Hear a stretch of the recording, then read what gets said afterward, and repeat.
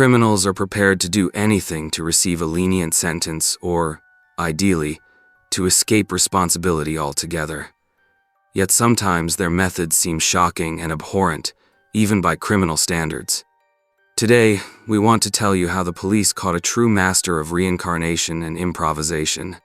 Veronica Panarello was a young woman living in Italy who was confronted with many trials. One day, at the age of 16, she met a man named David Stivel in a bar. From the very first moment, she was incredibly taken with him.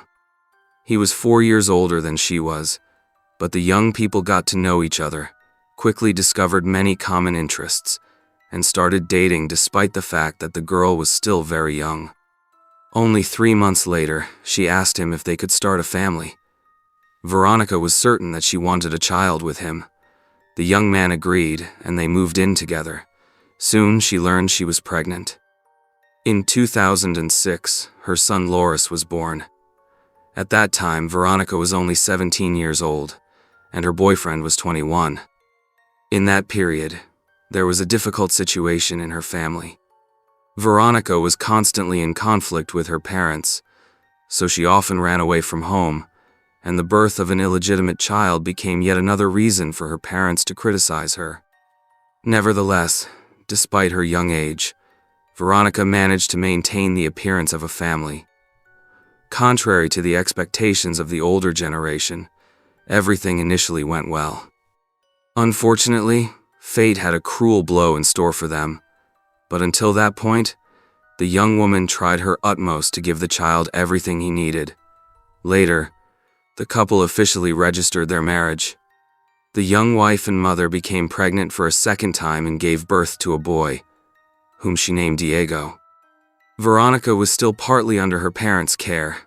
Her husband worked, but his efforts were not enough to support a family with 2 children. Both families of the young couple supported them in every possible way, especially financially. Veronica, on the other hand, had no intention of getting a job. She devoted herself entirely to caring for the children in the household. Her husband considered her a good wife. She was thrifty, neat, and a loving mother.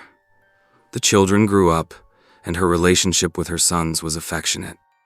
Veronica spent all her free time with them, but at times it seemed more like a friendship between peers, probably due to her young age when she became a mother. Many people said that she was still very rebellious during this time, leading to ever more frequent conflicts with her parents. The older generation believed she could not be a proper mother if she treated what was happening like a game. Every attempt to get through to Veronica ended with her becoming hysterical. The young family lived in a rural area where everyone knew everyone else. The settlement was called Santa Croce Camerina, in southern Sicily, with only 10 inhabitants. Despite the cozy small-town atmosphere, such early motherhood was unusual there. No one suspected that this rushed youthful impulse would lead to something so horrific as the brutal tragedy we are talking about today. On November 29, 2014, around 1:00 p.m., Veronica Panarello showed up at the police station. The young woman reported that her 8-year-old son Loris had disappeared. She confessed that she had taken him to school that morning, as she always did, dropped him off just before reaching the school, and watched him walk there with the other children. She then dropped off her younger child at kindergarten. Loris was supposed to be in school until 12:30 p.m. The young mother returned to pick up her son, but he never appeared. She became worried when she could not find him, and went straight to the police to report his disappearance. The police immediately contacted the school, but none of the teachers or staff had seen the missing boy that day. The students also confirmed that they had not seen him outside the school or in class. They suspected he might have skipped school. Some thought he could have been abducted, but no one believed that the boy would have willingly climbed into a stranger's car. He was too intelligent for that. Then the question arose, how could Loris have ended up on the street if his mother had taken him to school and seen him enter? At that time, his father David, who worked as a driver, was on a flight to Rome. The man, who was 29 years old at the time, was surprised to hear from the police, as Veronica had not informed him of what had happened. He immediately called his wife, and she confirmed that Loris was missing. He then caught a flight back to the city as quickly as possible. Upon arriving, he saw a post on social media with a photo of his wife and child. The post announced that the boy had been found dead. Loris's body was discovered only 4 hours after the police were notified. The boy had been disposed of in a ravine near an old mill, just minutes from the family's home. His body was found by chance by an older man who was out on one of his usual walks in the woods while hunting. He noticed something strange on the ground. When he got closer, he realized it was not a random discarded object, but the body of a child. He immediately called the police to report his discovery. At the site, forensic examiners found the boy's mutilated body unnaturally twisted in the ditch. His pants were slightly pulled down, and he was not wearing underwear. The police officers immediately suspected a sexual motive for the crime. Investigators believed they were dealing with a pedophile who not only abused his victims but also killed them, making the perpetrator doubly dangerous. When the townspeople heard about the tragedy, the city fell into panic.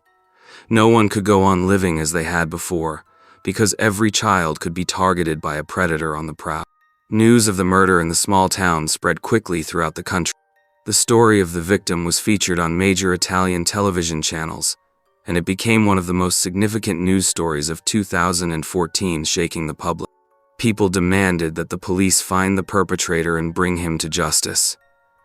Meanwhile, investigators tirelessly searched for the monster capable of such brutality. To calm the public, the investigators took note of several oddities about the case. The crime clearly did not follow the usual pattern of rapists or madmen. The greatest oddity was not even the fact that the child was not wearing underwear. After undressing the victim, the perpetrator put the boy's pants back on. Criminals often collect their victims' belongings but almost never dress them again after taking a trophy. Moreover, there had never been any similar cases in the area. The police then turned their attention to the victim's family. Veronica and David were considered decent people. Everyone knew them as a loving young family. Although the child was born when the mother was a minor, she was now an adult. Veronica gave the impression of a loving parent. In any case, it is usually the family that can provide the most valuable information in these situations. The investigators spoke to the parents of the murdered boy and found that the father was rarely home because he worked as a driver, spending no more than 15 days with his family in a whole month. The children spent nearly all their free time with their mother, so the young woman was constantly alone without her husband. It was hard for her to manage the household and raise the children on her own. She had complained about these difficulties. Against this backdrop, rumors circulated in town that she had a lover, but upon investigation, these rumors could not be confirmed. The police found Veronica in the family's apartment. According to David, she was devastated by the tragedy, constantly crying and refusing to eat, leading her to become emaciated. Veronica was taken to the hospital, where she received special nutrient infusions so that she would not die. Police officers who saw her at that time noted that she indeed did not look well. Veronica was emotionally broken, which was reflected in her physical appearance. She had large, dark circles under her eyes and an unhealthy pallor. During this period, Loris's younger brother Diego was still living with the family, but his parents soon took him to his grandparents as his mother was in an unstable mental state.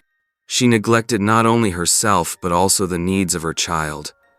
Her husband, who had supported her all along, had to give up his job.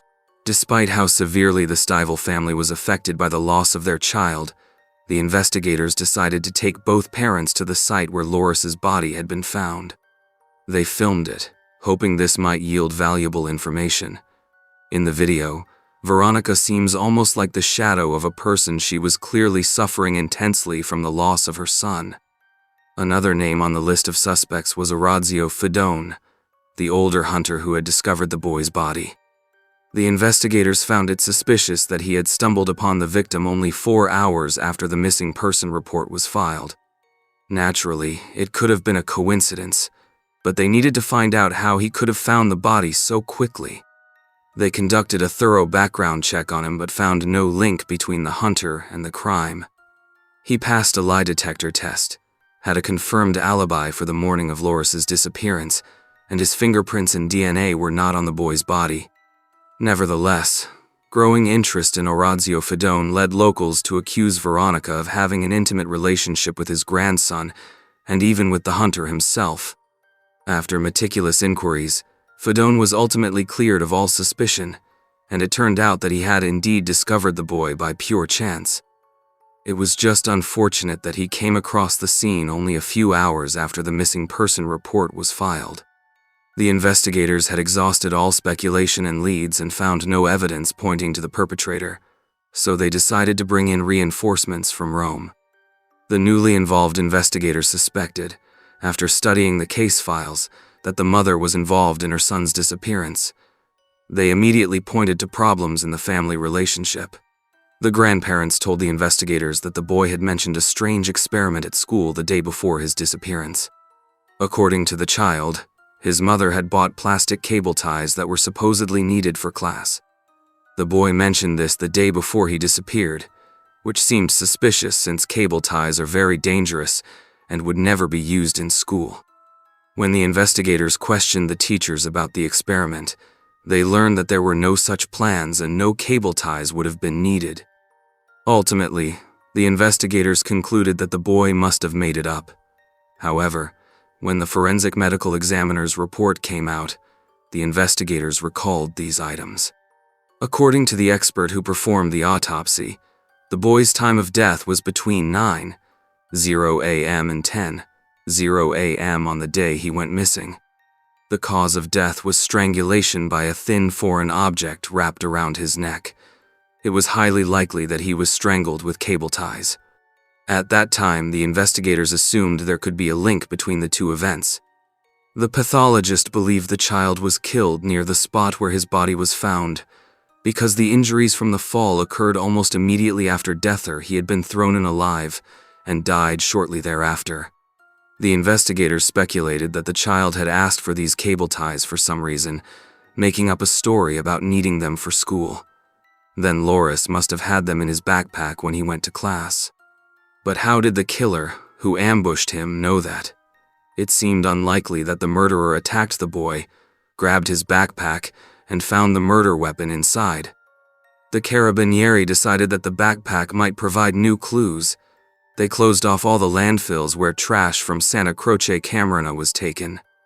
The police spent several days searching through the refuse, but never found the boy's blue backpack. The autopsy also revealed something else peculiar. Although the child was not wearing underwear and his pants were pulled down, there was no sign of sexual abuse, nor did they find any DNA evidence of a supposed perpetrator. At that point, the police began to doubt their earlier assumption. They continued looking for the killer, but realized this likely was not a typical madman or pedophile. It no longer looked like a sexually motivated crime. A complete psychological profile of the murderer was needed, but at this stage of the investigation, the information was too scattered to make sense of. The solution was obvious. The investigators decided to retrace mother and child's movements on the day of the murder. Although it was a small provincial town, Veronica and Loris traveled on the main road where many houses and businesses had surveillance cameras. Collecting and reviewing these recordings took a lot of time. The law enforcement officers hoped to find a third party following the woman and her son in their black Volkswagen Polo, perhaps a suspicious vehicle. But however hard they tried, they could not find anything unusual or relevant. Nevertheless, something quickly stood out to the investigators. They never once found footage of Loris entering the school, despite the mother repeatedly claiming she had accompanied her son right up to the school's doorstep that morning. It was clear that Veronica had lied and never arrived at the school that morning with her older son. Dozens of hours of footage were examined, but only the younger child was seen getting out of the car near the kindergarten. The investigators kept analyzing footage in the surrounding area and noticed that Veronica took a turn at an intersection toward a church near where the boy's body was later found. This was strange, because for years she had always taken a different route. Why would a young mother change her routine on the very day her son was found dead? The carabinieri decided not to reveal what they knew so as not to scare Veronica off, but they began to consider her a suspect, Experienced police officers set out to check whether her statements were true. They asked Veronica to drive the same route she had taken on the day of her son's death and show them everything in person. The investigators already knew the route from the video recordings. The woman agreed, and they began reconstructing the events. Approaching the critical intersection where she had changed her usual route, the woman claimed she had simply driven her usual way. By now, it was clear she was hiding something, and her lies made her the main suspect. The investigators searched the Stivel home and took Veronica to the station for questioning. When she realized that the police considered her a likely murderer, she became indignant and insisted she would never have hurt her son. However, the investigators believed the opposite. The interrogation lasted several hours, but Veronica continued to insist she was innocent. During questioning, she admitted that she had dropped her older son off 500 meters from the school that morning because she was in a rush, so he had to walk the rest of the way alone. Thus, in her opinion, someone could have attacked him on his way. When asked what she was doing at the ravine at the time her son was killed, she denied even knowing the place, though this was obviously false. Veronica's sister confirmed that they had spent time there as children and knew every inch of the area. Moreover, the surveillance video showed her presence there. The investigators had to review many hours of footage again to confirm their suspicion and collect more evidence. The murdered boy's father was also involved in the investigation. Initially, he did not believe his wife could have been involved in their son's murder. However, David identified Veronica and the two children on the surveillance footage leaving the house that morning. Instead of taking the older boy to school, she brought him back home. A figure resembling Loris appeared on the camera but was never seen again. Veronica then dropped off the younger child at kindergarten and returned home. Unlike usual, she did not park the car in front of the house but backed it into the garage. This happened at around 9:00 a.m. The investigators believe the boy was killed during this time frame. He was not at school but rather at home, and when she drove into the garage, she disappeared from camera range, possibly doing something secretive. It all seemed too suspicious, like she was hiding something. When confronted about this, the main suspect continued to deny it. She said she had taken the older child to school, the younger one to kindergarten, then come home and gone about her day. She stuck to her story that the boy could have been abducted near the school. The police did not believe her and reviewed the cameras again. At 9:23 a.m., Veronica left the house, and 2 minutes later she drove toward the old mill where her son's body was later found. At 9:38 a.m., she returned home, certainly alone by that time. Given how quickly it all happened, the child must already have been dead when she threw him into the ravine. By 9:41 a.m., Veronica was heading to a cooking class she attended regularly, which started at 10:00 a.m., so she left early enough not to be late or draw suspicion. Nobody present at the class noticed anything unusual about her behavior. She seemed exactly as she always did. GPS data from her phone and car confirmed the route the investigators had reconstructed. Unfortunately, they still did not have enough evidence at that point to charge her. They continued collecting information while temporarily detaining her. They still lacked firm proof, such as witnesses or footage of the mother murdering her son. It seemed as if the perpetrator would be caught at any moment, but then a policewoman stationed in front of the school came forward, claiming she had indeed seen Veronica drop her child off that day. The investigators did not blindly trust their colleagues' words because they had the contradictory camera footage. Given that the suspect performed the same morning routine every day, the officer might have simply confused the date. At that time, the young mother was behind bars, vehemently protesting her innocence, but doubt had begun to grow. When the carabinieri told her husband about Veronica's lies regarding the route she supposedly took, he too found her behavior suspicious. The police felt this was the right moment to gather evidence. They knew the suspect trusted her husband, so they asked David to see her and try to get a confession or new information. Indeed, Veronica was the only person who had a coherent account of what happened that fateful morning. David agreed that it was a good idea. He said he did not want to condemn his wife. He only wanted to learn the truth for himself. He consented to speak with her privately, without wiretapping.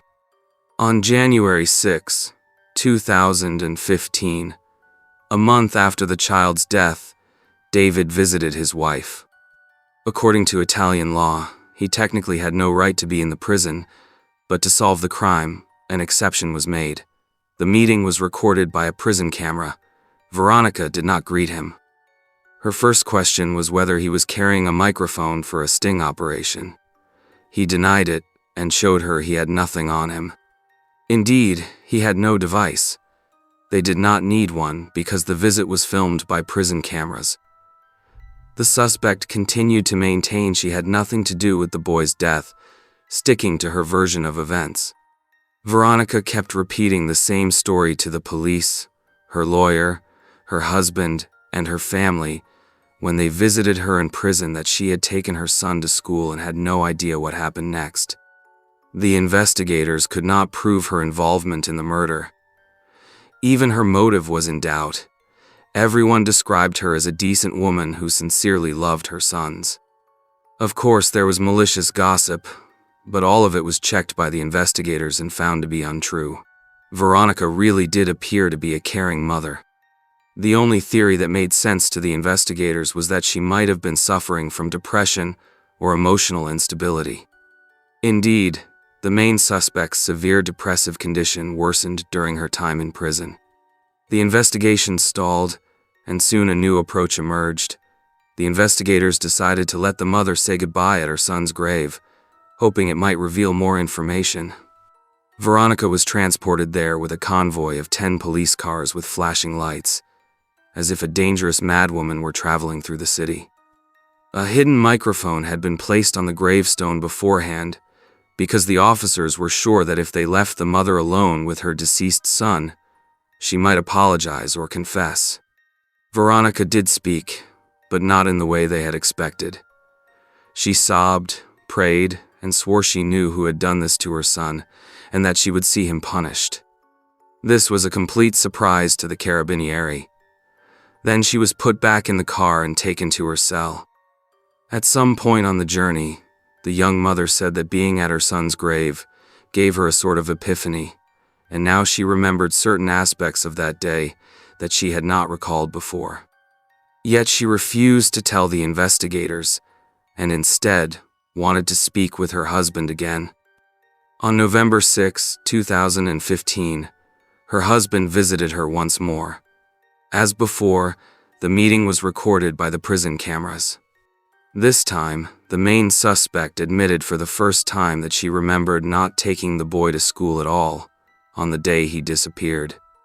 She said she found it difficult to talk about what happened and claimed she had been in an unusual state of mind. Veronica said that on that morning she had fallen out of reality, and it all felt like a haze.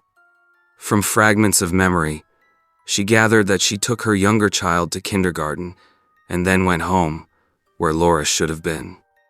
She had left him behind because her older son did not want to go to school that day. But when Veronica returned, she could not find him at home. In her confused state, she believed she had already taken him to school, and only realized her mistake when she went to pick him up at school and he was not there. The police did not believe the new version, but thought they were close to the confession they had been seeking for a year, to bring the murderer to justice. They saw her alleged memory loss as an attempt to shift blame away from herself and secure a lighter sentence than she deserved. Not everyone agreed, though, because her condition truly was alarming. Unfortunately, the younger child was too small to tell the police whether he had seen his brother that day. Although the Carabinieri were sure Veronica was involved in the murder, they played along and offered to take her home, hoping this might trigger new memories.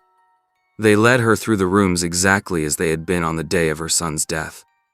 When Veronica entered Loris's room, she began a theatrical display, speaking in her son's voice and reenacting the conversation they had that morning. Seeing how coldly she described the events, the investigators were convinced they were dealing with a pathological liar and manipulator, once again trying to steer the investigation away from the truth. But could she, who appeared in good health, have deceived everyone for over a year? Dozens of professionals had spoken to her in that time, yet no one had been able to detect the deception.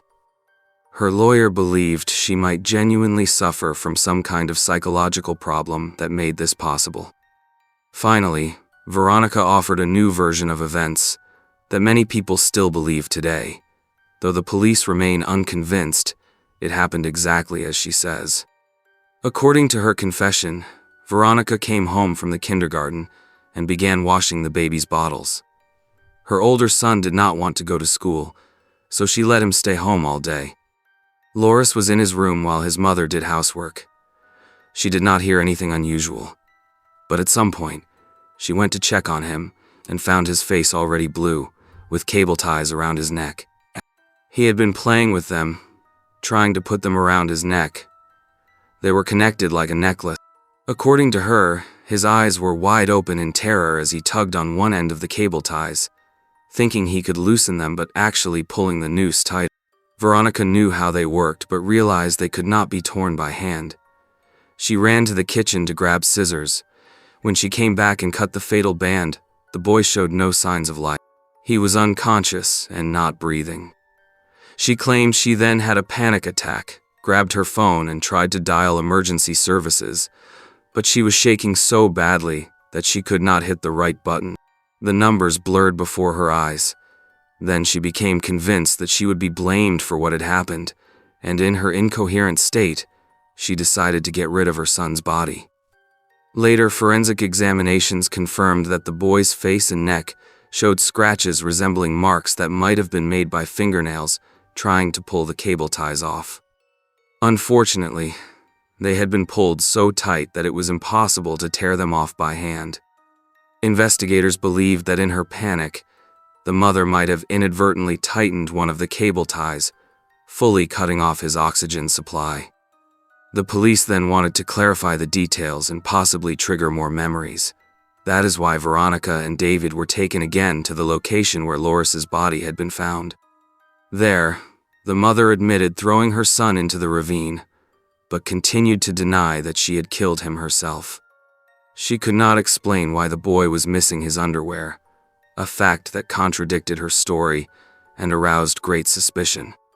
Why would an intelligent 8-year-old put these cable ties around his neck, keep pulling them tighter, and not even call for help? The suspect later recalled that the ravine was so deep that the boy's pants slid off by accident, causing him to twist around as he rolled to the bottom. During the trial, the prosecution tried to disprove the mother's confession, finding her uncharacteristic behavior more alarming than anything else. Veronica had backed her car into the garage in a highly unusual manner, supposedly to more discreetly load the body, all before she could have known her son was dead, based on her own testimony that he died later. In the prosecution's view, this suggested premeditated murder.